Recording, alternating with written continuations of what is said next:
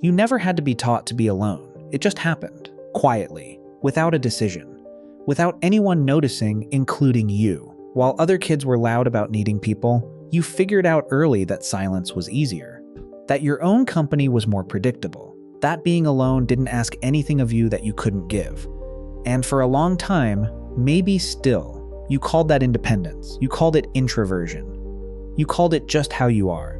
But here's what psychology found hiding underneath that.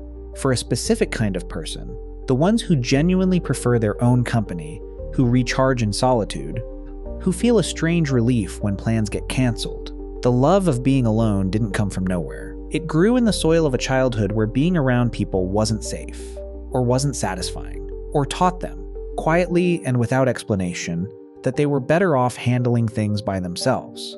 This isn't about introverts. This is about something older than that. Here's what actually happened. When a child grows up in a home where the emotional environment is unpredictable, where a parent's mood dictates the weather of the entire house, that child learns something very specific. Other people are variables. Variables are dangerous. The safest thing you can be is self-sufficient. So they go quiet. Not because they're shy, because quiet was strategic. They learned to need less. Not because they actually need less, but because needing things and not having them met is a specific kind of pain they decided early they would rather avoid. They develop an inner world so rich, so detailed, so genuinely interesting to them that the outer world starts to feel thin by comparison. Why would you fight for connection in a place that didn't give it easily when you could go somewhere inside yourself that always did? Drop a comment right now if you've ever felt more at home inside your own head than in most rooms you've walked into. Because here's what this creates in adulthood, and why it's so hard to see it clearly from the inside. The person who loves being alone often genuinely loves being alone. That part is real. The solitude is real. The peace is real. The preference is real. But underneath the preference, running quietly like background software, is a nervous system that learned people are exhausting because they were once unpredictable. A self-sufficiency that was never chosen so much as installed. A comfort with aloneness that was built not in freedom, but in the absence of consistent, reliable warmth. And here's the painful part that nobody says. That person often doesn't know what they missed. Because you can't miss what you don't have a reference point for. They never experienced what it felt like to be in a room full of people and feel completely safe. To need something and have it given easily, without conditions, without cost. So they called the longing independence. They called the guardedness preference.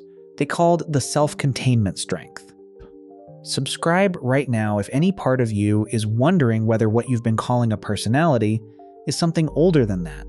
Here's what the research actually shows. Attachment theory, developed by John Bowlby and extended by decades of research since, found that children who don't receive consistent emotional attunement from caregivers develop what's called avoidant attachment. They learn to suppress their need for connection, not because the need disappears, but because expressing it consistently led nowhere. And those children grow into adults who are surprisingly good at being alone, who feel genuinely comfortable in solitude, who can go days without feeling lonely until something cracks it open and they feel it all at once, in a way that doesn't quite make sense given how okay they usually are. The loneliness doesn't announce itself, it arrives sideways, in a song, in a moment of watching other people be effortlessly close, in the specific ache of realizing you've been completely fine and wondering if fine is enough. Here's what I need you to hear. Loving being alone is not the problem. Solitude is genuinely valuable. The ability to be your own company is genuinely rare. Some of the most whole, most aware, most interesting people you'll ever encounter learn to be deeply comfortable with themselves.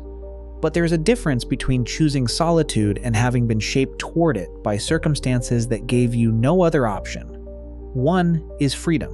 One is armor. And the work, slow, nonlinear, deeply personal work, is learning to tell the difference. Learning that the comfort of aloneness doesn't have to mean the impossibility of connection. Learning that what you built to survive can be kept, and can also have a door in it. You don't have to stop loving being alone. You just deserve to know why you started. If this landed somewhere real, subscribe to Mind Candid.